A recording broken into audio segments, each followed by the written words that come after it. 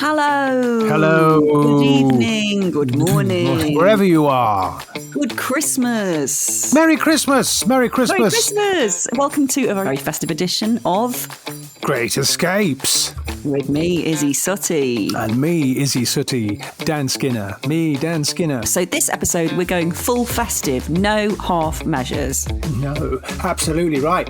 You know that moment when you open the oven to check the turkey and you get the dirty big heat blast right in your spectacles and you get mist all over your eyes? It's going to be like that. That's Christmas right there. I'm off to Cheltenham's Everyman Theatre, chatting to the cast of this year's Panto, Robin Hood and his Merry Men. And I'm meeting a real-life Santa Claus who's got himself a pre-Christmas gig at Cotswold Farm Park. And you know what? That sounds like great fun. I know, I'm very excited. And afterwards, we sit down together for coffee and donuts, apparently, and catch up on what we've been up to. We also got some festive stories from our listeners. Stay with us. You don't want to miss Neville's encounter at Aberdeen. And the real-life saint who warned Caroline when she needed it most. Okay. So, yeah, we've come back together for a knockout Christmas episode of the Great Escapes podcast. It's a real celebration of all things Christmas. Yeah, it's incredibly Christmassy. And, I mean, it couldn't be more Christmassy, this episode, could it? It actually couldn't. It really couldn't. It's as if it's made out of tinsel. Yeah. I mean, I only say that because of the things that we're going to get up to in this episode is like just proper hardcore, proper Christmas, hit you in the face Christmas stuff. Yeah. It's hardcore Christmas. This week we're in Cheltenham, which is beautiful. Very beautiful. And I'm quite glad. I don't know if you are, Dan. Both of us have had a really awful stand-up gigs there. Awful. I mean, like deaths. Like worse than death. At least with death, that's it. You're gone. This is festive, isn't it? No, with the deaths that we had in Cheltenham, we had to walk past the audience after the gig. It was atonement for me to go back to Cheltenham, the scene of the crime, and go, actually, this is a gorgeous place. There's no denying that. I mean, especially at Christmas, because the place is like full of lights and there's really good shops there and the Christmas market in the square. It is absolutely gorgeous. So to go there and have the experience I had 2 years ago doing a live corporate comedy gig in a hotel in Cheltenham where I died in front of the defence industry. It was radar. It was the good defence. You know, they weren't arms dealers. I only do poor corporates for arms dealers and cigarette manufacturers. Got to pay the mortgage. Got to pay the mortgage, and they pay well. Those guys. I went to Cheltenham about 2007, which was my only stand-up gig there, and had a horrible death where I did my first preview of my Edinburgh show to absolute silence, like it was a play, like it was a tragedy. Oh God! You know, and there'd been a drought in Cheltenham of some sort, and there was no water at all in the whole of Cheltenham. This sounds a bit like a dream, and I blame that lack of water. Yeah, I blame their dehydration. There's always an excuse. You blame the organiser. Yeah. I blame the fact they hadn't drunk for 48 hours. So it was lovely to go back to Cheltenham and slay some of those demons and have better experiences. So first up, I went to Cotswold Farm Park and I got to hold a little bantam chick, tiny little thing, and she said I was a natural. Liv, the animal person that gave me the animal feed and got me to hold the chick. She said I was a natural at holding the bantam chicken. We've all got our talents, and that's mine. Oh, you're all right. I've got you.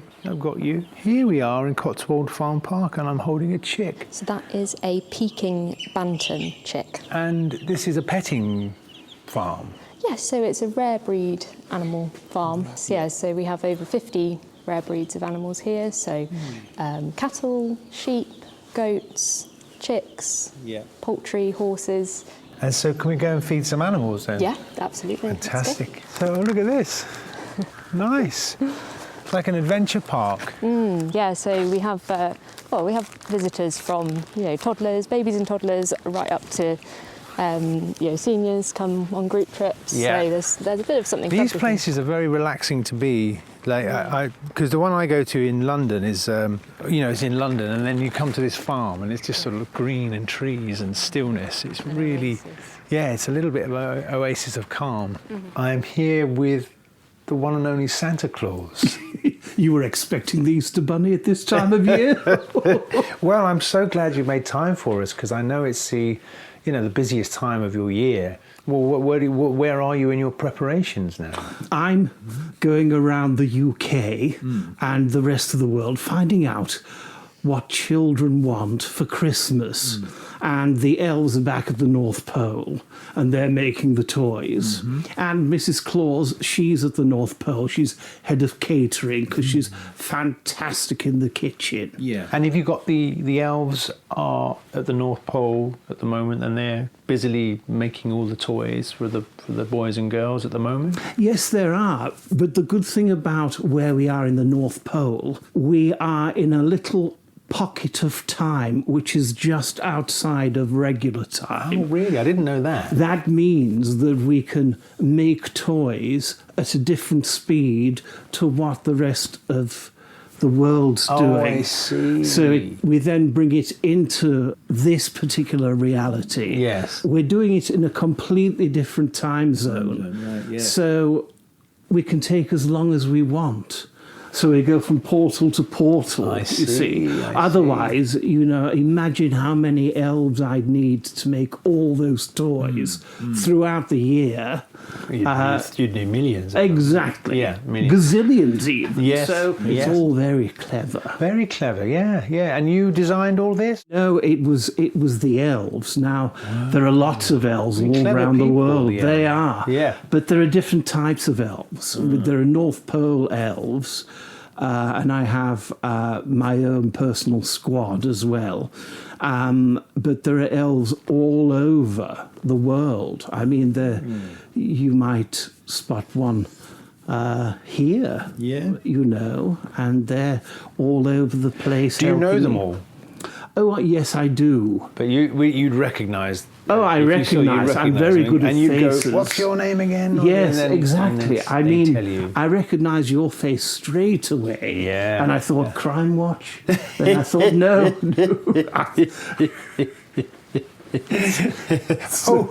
Yeah, exactly. Exactly. Very good, very good. Oh, look now, look at this. Look at these guys. Yes.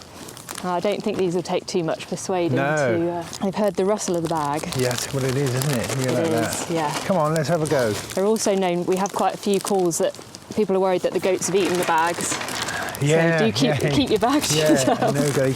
Look at this. Right, so these are Anglo-Nubian goats. They're hungry. They are hungry. Hungry, what are they called? Anglo-Nubians. Anglo-Nubian goats. So they've got these really distinctive head They're shapes, hungry. long ears, Come on then. beautiful spots. Here we are.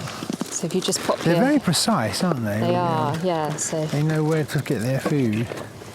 Now look, I'm giving it to you, not you. Yeah. Wow. Bashing each other out of the way.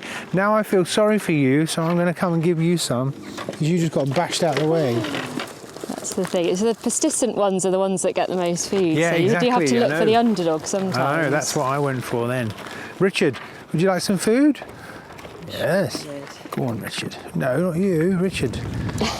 Why do they love this food more than, do they not get this, why don't they get this food every day? So they do when we're open. So what happens when we're closed is they'll get fed more of their actual feed. Yeah. Because they don't get as much as this. But so this is like a treat? Yeah, this is a treat. Yeah, it doesn't have that too much nutritional value to it, so they won't get fat off it. Like sweets. But yeah, it's like eating kind of chocolates and things Yeah. like that. But so this goat here is Jerry. Jerry. Jerry the goat. Hello, and she Jerry. plays quite a vital part in our Christmas Oh, does he? elf show. Oh, he's got a Christmas thing on his neck. She's got a Christmas collar on. She is looking very festive. What does she? What's her function? What's her role in the Christmas show? So Jerry's role in the Christmas show is to have caused a bit of chaos in true goat fashion. Yes. By putting bite marks in some of the tools that the elves need. Oh, I see. So she kind of starts the. Is she on stage then? Or? She's not. No. Where do you do the Christmas show? So it's in the the big barn there.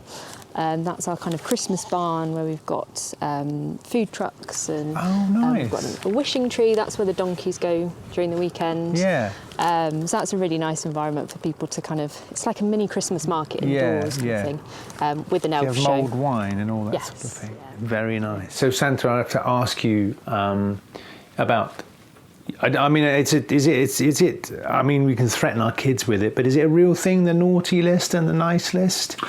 The naughty and nice list does exist, but things are a little bit different to what they used to be. Because sometimes, say a child is being badly behaved, we have to ask why. Sometimes it's because they're wanting attention. And the only time they get attention from parents is by doing something naughty. Because some parents are busy scrolling and Instagramming and things like that. And so a child might do something naughty, so they're doing something to get a response. I see, which is very sad. And, but if a child is naughty and acknowledges they're naughty and they're sorry about it, then they go on the nice list, you see. So, but it's not quite as black and white as it used to be, because we used to go, oh, they're naughty. They're bad. Now we ask why. But if someone like me that's just, and I don't suffer from a lack of attention, what list am I on?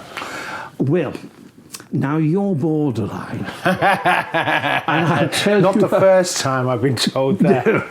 And you're sort of, what can I say? You do let yourself go. But if you're never naughty, how do you know when you're being nice? Well, exactly. You've got to have a yin to the yang. Yes, it's about getting the right balance. Balance, isn't it? And you're nearly there. So what I'm going to do, at the moment, I'm going to put you on my naughty but nice list. Oh, that's the one you want to be on. Yes. Yeah, it's a little bit of danger, a little bit of edge. Yes. But knows what they're self-aware. You're never naughty bad, you're naughty cheeky. Yeah, so that's it. It's a different sort of naughty. Oh, good. Well, I'm glad I'm on that list. So if I wanted to be a helper, what any advice for someone that wants to help Santa Claus? There's a good job prospect. Your jolly disposition, I mean, that's sort of, you have to have that to be Santa Claus, don't you? Oh, absolutely. You have to have a sense of humour. I mean, exactly. It's like...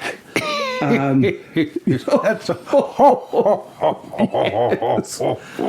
Never ho, ho, ho. No, it's a cliche. No, it's because that's how you spell it. Oh, but, some of my helpers go ho, ho, ho, and it doesn't mean anything. It's a bit silly. So yeah, exactly. It's a laugh, and I laugh at anything. I do. I bet you do. Yes, yeah. Well, so what are you doing next then? Where are you? Where are we? So we're on the 10th, mid of December at the moment. So yes, I'm popping up all over the place. It's just grotto after grotto after grotto, is it? Yes, absolutely. And how do you get back to the North Pole very quickly in between these grotto appearances? Well, there are things called wormholes. Oh, I see. Good. No, I'm glad he's got wormholes and not moth holes, because I always think that his red outfit looks like it might be a bit full of moths. Is that just because we've had moth? Well, it's an old costume. He's had it for over 1,000 years. Yes. I'm glad he's got wormholes and not worms, because he's around children quite a lot. Oh, yes. That could be bad. That could be really bad. Or nits. If he got nits in his beard, that would be... Can you get nits in? I suppose you can. I suspect he's got people that can sort that out for him. And also, I imagine he gets his costume dry cleaned. I would have thought so. I didn't ask him about how he is medically and how he deals with his doctors, all of that stuff, because that's quite personal. I think it's just lovely. I used to love going to see Santa when I was a kid, and I still remember going to see, there was one at my primary school when I was about 7 or 8, and I rehearsed. You know that song, All I Want for Christmas Is My 2 Front Teeth? Yeah. I rehearsed that I was going to say to Santa, all I want for Christmas is my 2 front teeth. Because they traditionally ask you what you want for Christmas, don't they? And he said, what do you want for Christmas? And I said, my 2 front teeth. But I had my 2 front teeth. So he said that. He went, well, you've got them. And then I was just completely, I didn't know what to say. Oh, and then you dried, you blanked. Yes. Yeah. That's a shame. Yeah. Yeah. He didn't have anything to come back with. I didn't think about what he'd say. I just thought, I'm going to say that. It was a lovely autumn day, and the famous five were thinking of all the amazing things they could do if they travelled with Great Western Railway. Hot air ballooning in Bristol, said George. Exploring Cardiff Castle, said Anne. Boating in Henley, said Dick. Let's take in a London show, said Julian. We'll do the whole lot, said George, but can we set off tomorrow? I've tired myself out just thinking about them. There's more to explore with Great Western Railway. Adventures start here. We both had such a good time in Cheltenham, didn't we? I went to the theatre. The Everyman. Well, it's a beautiful theatre, isn't it? Building. It's very beautiful. It's so beautiful inside. Like, you could look at the ceiling for ages. It's like a domed gold ceiling with so many illustrations. It looked completely hand painted. Like, I think in 1891 they did hand paint things. But just the amount of seats all sort of on top of each other, you know, the 3 tiers of the seating arrangement. It's you can imagine the laughter in there is like amazing. Yes, and that's when they built theatres in those days, they really thought about the acoustics. Like, I think sometimes when you go and do modern art centres, it's not thought about enough. It doesn't feel like it felt so They're like cozy. lecture halls, aren't the they? The capacity is really big. Yeah, they are like lecture halls. They're kind of soulless, whereas this was the opposite. It was just bursting with personality. And we weren't even watching the show, were we? Unfortunately, we didn't get to see it yesterday, but I hope to go and see it before it finishes in January. But like, you felt like you were entering, the set's really brilliant. It's like hand-painted snowflakes, and then immediately felt like I was in a really fun, kind of wonderful, wondrous place. Hello. Hi. Hi, Tweedy. Hello. And hi, Kevin. Hello. I'm so excited to be here at the Everyman. Kevin, you're playing the Dame. I am. And Tweedy, you're playing... Friar Tweedy Tuck. Lovely. So you're doing Robin Hood and his Merry Men. Are we like midway through the run now? When did you guys start? We started a week last Friday, so I'm not even a third, are we? I don't think we are. A quarter? Yeah. Yeah. It's a long run, so yeah, about a quarter, I think. Okay, so you're still kind of... Are you still searching for lines? To the script? Yes, we are. Yeah. Well, we never really learn the lines. We learn around them. Yeah. You know, the good thing about Panto is you don't have to be too perfect. It's a bit like jazz, isn't it? You sort of get it in the right ballpark. Yeah, that's a very classy way to look at it. Yes, exactly like jazz. Yes, that's jazz. Scatting all over the place. And that's the fun thing. You can improvise and you can go off and play, because the audience are like the other cast member, because they're very much involved with everything. So if they shout something completely different, you go with it, and that's what's so fun about it. Yeah, that's what I love about Panto. Yeah. So I've only done it once. When I graduated from drama school, I did, and it wasn't as posh as this. I did Cinderella. We're very posh here. You know, it's a gorgeous theatre. It is. It's very posh. You wouldn't want to like splash juice up on that ceiling. It looks really expensive. Yeah, you'd probably get an expensive bill afterwards, wouldn't you? Yeah. So did you play Cinderella? I was a fairy godmother, it was in like caravan parks, bingo halls, and in the year 2000. Right, great. It was a group of us, and we were about 21, and it was lots of fun. I don't think I could do it at 47. It was like... That sounds like a podcast of its own, doesn't it? Yes. There's a lot of stories there, I think. Cinderella in Wigan Bingo Hall. I remember going to Wigan Bingo Hall and them going, we were really annoyed there wasn't bingo on, and we were like, Yes. we're doing all of it. You bought your pens. You've got your pens. You want the bingo, yeah. Exactly. But I remember this thing of like, I really still remember, it was quite a long time ago now, like the feeling of, it's not like a play where it would be frowned upon if someone shouted out or you're not really meant to get involved. One of the things that I really liked about it was that I had to deal with, because I was first on as the fairy godmother and had this long bit, and the first time I did it, a kid shouted out, like, you're not a very good fairy godmother or something. I was like, I'm going to have to answer them, because you can't just carry on, can you? As if, Not really, no. And it's kind of Do you guys like that? Well, yeah, it's always better to acknowledge it. Sometimes you can't get away with it. You can't just move on because everyone else has heard it. So you have to sort of embellish and go with it. And if you can make it funnier than the original lines, great. You've got something out of it. So, yeah, you can be very free and ad hoc with all that. And a lot of time that's the funniest moments when someone shouts something out or something goes wrong. I love when things go wrong. Sometimes I'll self-sabotage just to see what happens. You've turned self-sabotage into an art form, haven't you? Have you? What kind of things have you done? Oh, God. What haven't you done? Yeah, what haven't you done? What haven't I done? Well, I'll just say a line completely different or appear in the wrong place or in a scene I'm not meant to be in And I bet they really love it. Yeah, they do. And it's the anarchy. For me, I'm a clown, all the time. So it is about the anarchy of it. And that's what I really like. And you can get away with it in Panto. Yes, I know. But in that sense, it's a real playground, isn't it? Yeah. It's like, I think it's amazing, Panto. I think it's such a good thing for families, and it's such a kind of British institution. And I did a clowning course actually beginning of last year, and you do have to apply, because with improv, which you are essentially doing in Panto, aren't you? Yeah, there are elements. You have to apply a lot of those clowning beliefs and practices to Panto. So in that sense, I think it's a really high art form. Yeah, not a lot of people think that, but... No, but I do. Thanks. I do. Have you done any dame courses? Would you like to do a dame course? Yeah. Are there any in there? Perhaps I could start running them. Yes, what are the basic rules of daming? Because you've played the dame here for years, haven't you? I have. I think this is about my 6th or 7th year here.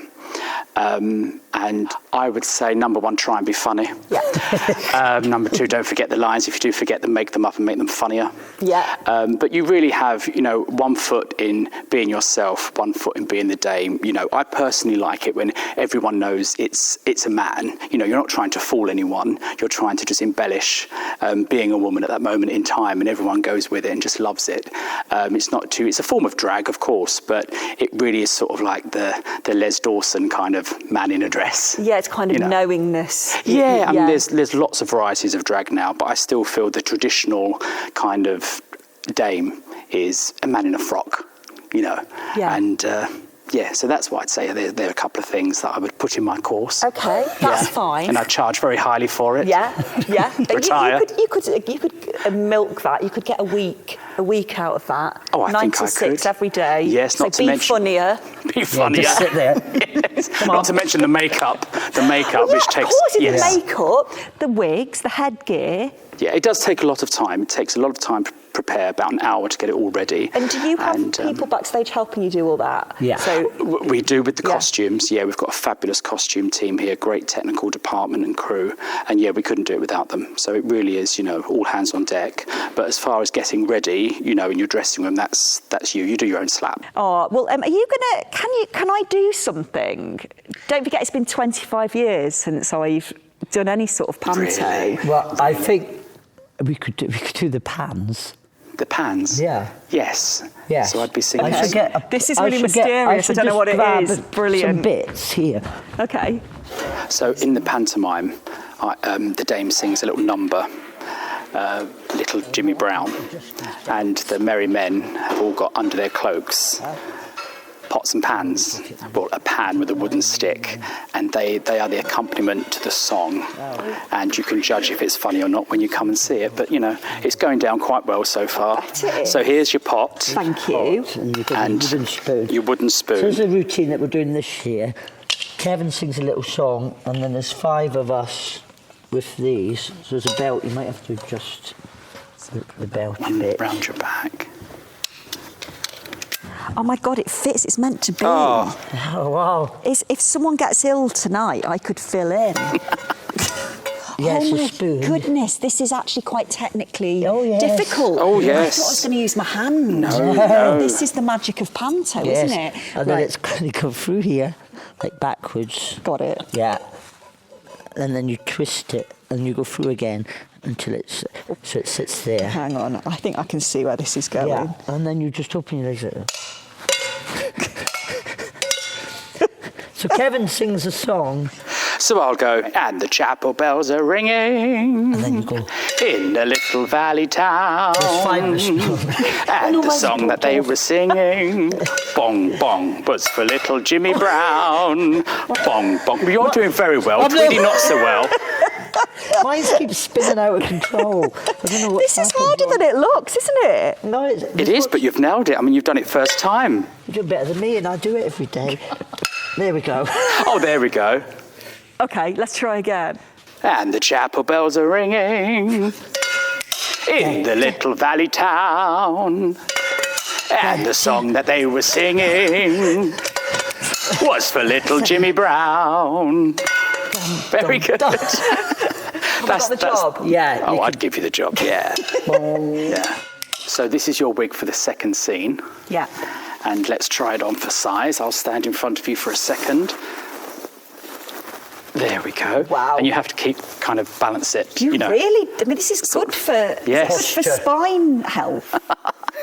You know, and this is yours, is it? It is, yeah. It's like it's alive.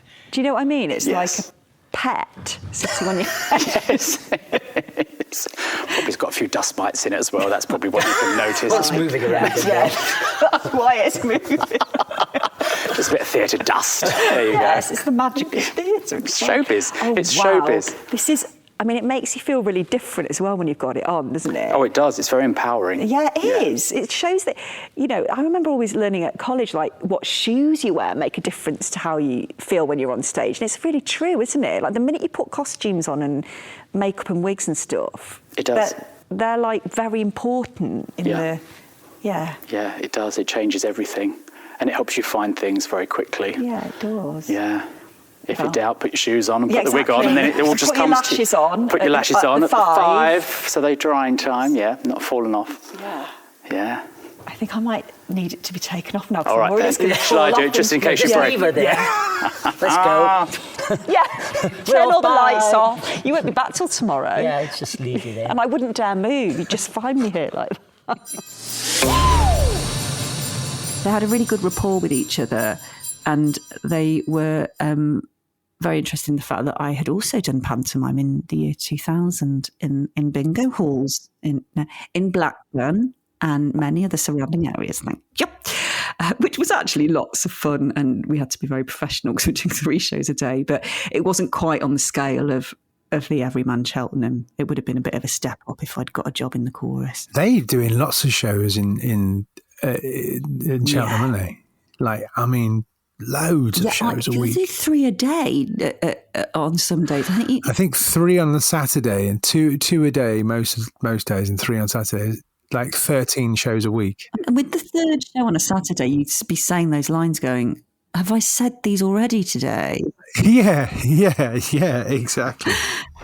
I know, I absolutely loved it. It was, and it reminded me of when I was younger, I used to see Panto because I used to go every year. And we used to go with my dad's work. My dad's work we used to have a big outing to Panto, and I loved it. And I always wanted to get on the stage, but I never quite had Were you a confident kid like that? I never pushed my way to the front, or I used to rehearse my lines like, all I want for Christmas is my 2 front teeth. Am I going to say it? But some kids are like really, they're like right at the front of Panto, right on the stage, answering questions. No. I don't think I was like that. No, I don't think it was like that. I think if I did that, I would sort of reluctantly pushed to go and do it, not feeling comfortable. As I got older, I sort of started to muck around in front of friends and realised I was funny. I was able to sort of put myself in those situations. But no, like when you're young, no, I think that's the best way to way. be. Don't want to be too confident when you're young. You need to, yeah, I think so. Be a bit pensive, rein it in. But these two are very confident. They're fully grown adults now, Tweedy and Kevin, and they were I just really loved chatting to them. I could feel from their energy what the show's like and what an important element of Cheltenham it is, because I didn't realise that certain people in Panto traditionally, certain actors go back every year. Yeah. So when the audience it returns year on year, they're meeting some new cast, but they've got actors they know from who go, this person always does this, or Tweedy's always in this, or Kevin's always the dame. So it's quite interesting. It's almost like having a compere who's introducing a new act and going, trust me, you'll like these other people, I give you my blessing. So it's really interesting to learn about those traditions of Panto as well. Right, let's have a couple of your Christmas travel stories. First up, this one's from Neville in Finsbury Park. Hello, Neville. Now, Neville says, I'm not mad into Christmas, to be honest, so every year I take myself off for a few days. Not far, just far enough that no one can bother me. Fine. One year I went to Aberdeen. Very cold, the kind of wind that hurts your face. I went for a walk on Christmas Eve, hardly anyone around, as you'd expect. Well, but coming towards me is Santa. And I mean a proper Santa. None of your pound shop costumes, big coat, red hat, proper boots, and the beard is enormous. As he got closer, he slowed, so I slowed too. Eventually, we both stopped. The cold didn't seem to bother him. He's Santa, isn't he? But it went straight through me. Then he said, in his deep, calm voice, have you been a good boy?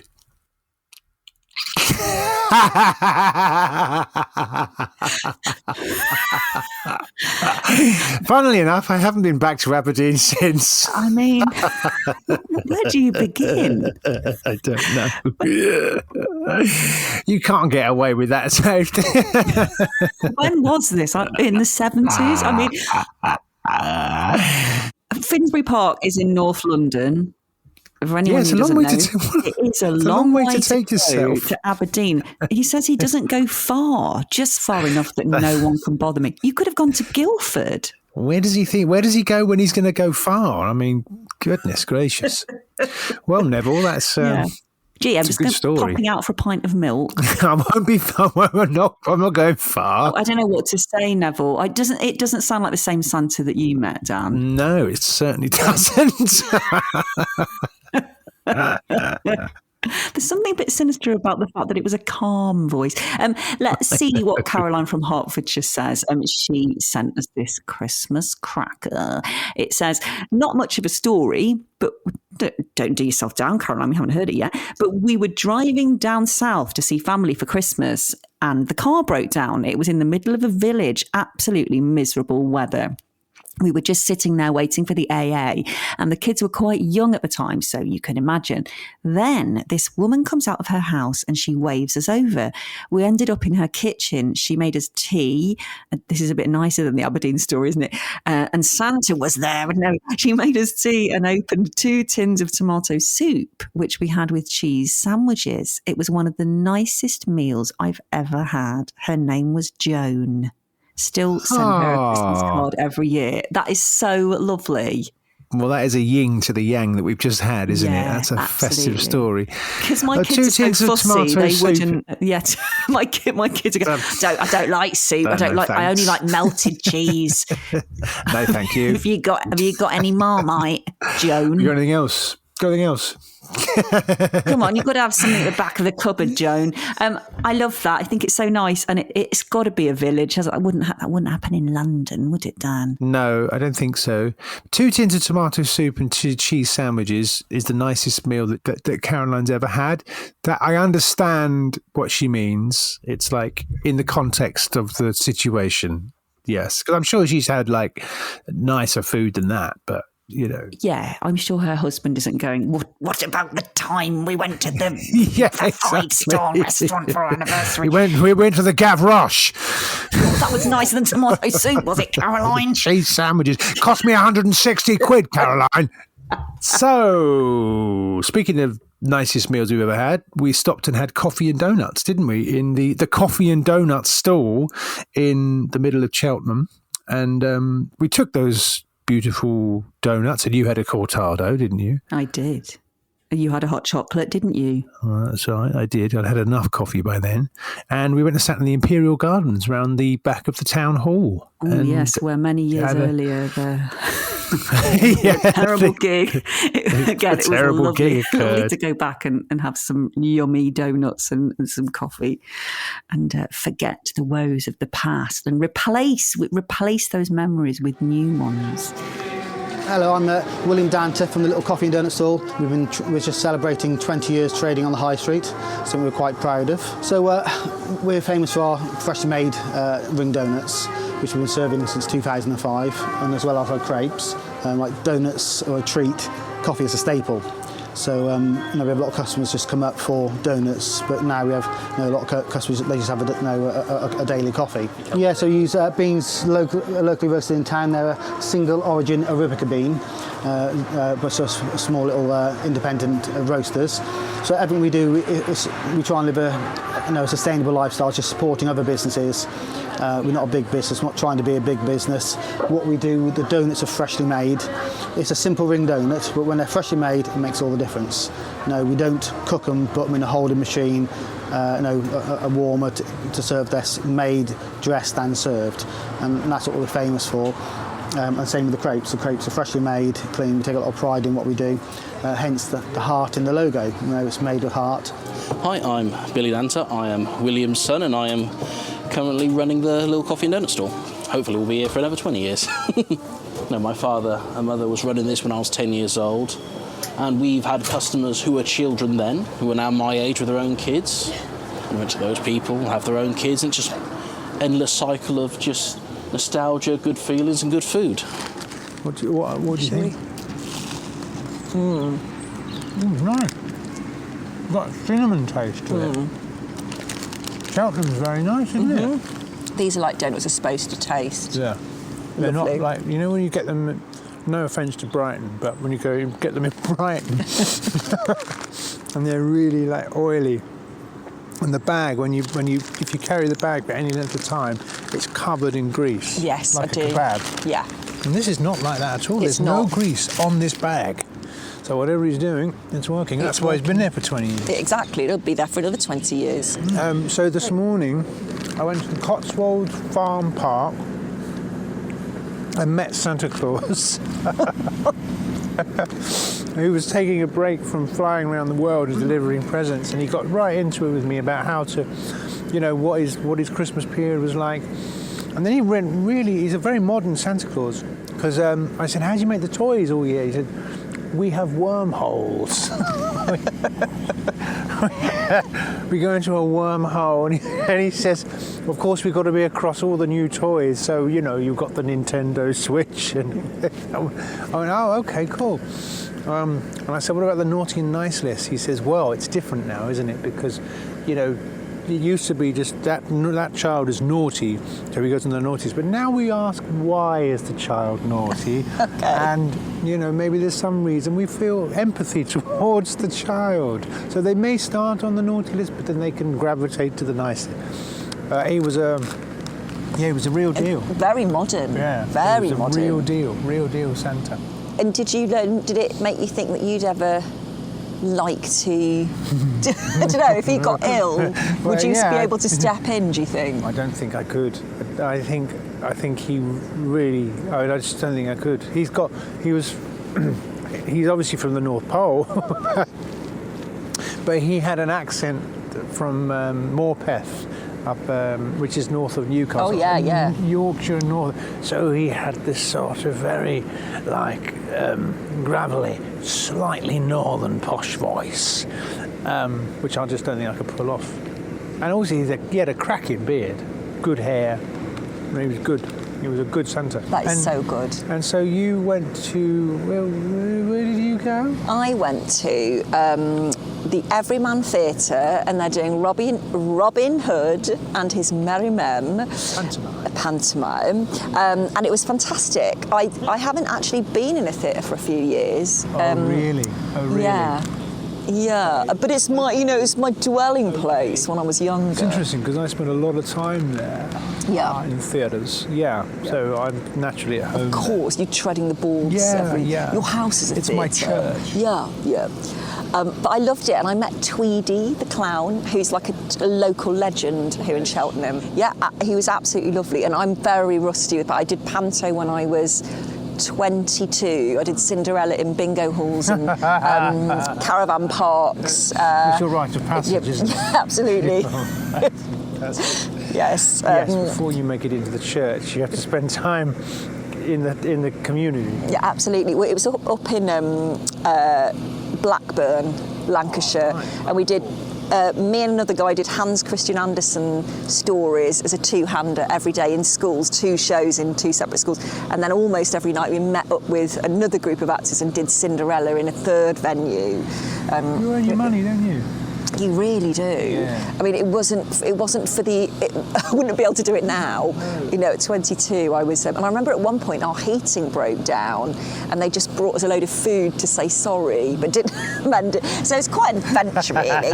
Sorry about the pneumonia. But here's some Cornish pasty. Yes, exactly. This is hot food. You'll get warm. But yes, it's been a long time since I was the fairy godmother in Cinderella. Oh. 23 years ago. Right. So I absolutely loved it. It was, and I think the thing about Panto is just the energy.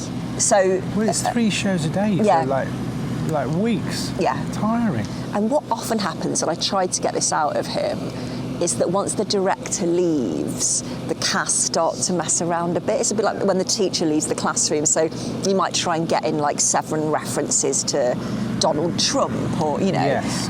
But you toe the line a bit more. These times. It's not like the bingo halls in the year 2001. No, it's a slightly more professional outfit. Oh, they were gorgeous, weren't they? And the donuts were done properly. And he talked about one of those why machines. they've got to be crisp, and it's so nice eating them warm as well. When it's a bit cold. And he made me one with Nutella and caramel and that sort of crushed biscuit. Biscoffy. Oh my God, it was absolutely delicious. Yeah, he was very proud of his donuts, quite rightly. Yeah, quite rightly. And very nice. And it was, I think it's lovely to sit down. And actually, where we sat, we could see the other donut stall that he runs in the ice rink. And we could see these beautiful Georgian houses as well. And there's something really lovely about seeing those older houses decorated with Christmas lights and Christmas trees glowing through the windows. And, it looks like Dickens, doesn't it? Yeah, it really does. It kind of looks like how Richard Curtis imagines the whole of England, but often it isn't the case. No, it's not the case in a lot of places in England. But in the places his films are set, it's very much like that. And in the places that America imagines England to be. Oh, very much so, yes.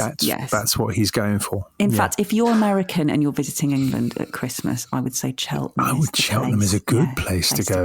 Yes, I would agree. And the whole of the Cotswolds is just stunning, isn't it? Yeah, it really is.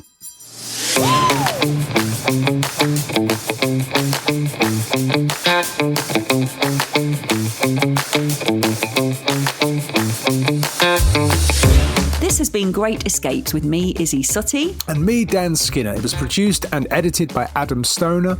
Encore PR helped us on location. Richard Ellicott was our videographer. Check us out on Instagram to see my Panto revival. I'm at Izzy Suttie.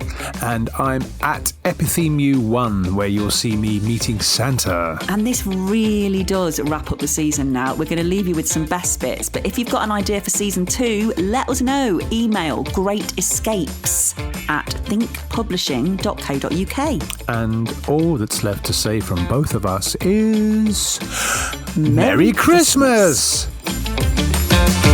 I've been at Cheltenham Mallet Prison. It's where the Cray twins were banged up, and also Jane Brooks and Alice Coward, 2 sisters accused of witchcraft. I went to see the Blue Tits Chill Wild Swimming Club. Come on then, let's go. That is something. That is really something. Is that noise his mouth That's just opening his mouth, yeah. Kind of like an alien in a good way. Batter fish, fried chips. This is nature at its best, guys. Bursting with colour, vibrancy. I went deep into a Willy Wonka type world of ceramics. It's amazing down there. There's medieval pickaxe marks on the wall. They haven't changed for like thousands of years. Oh, that's it. That's the whole season. Well done, everyone. OMG, guys.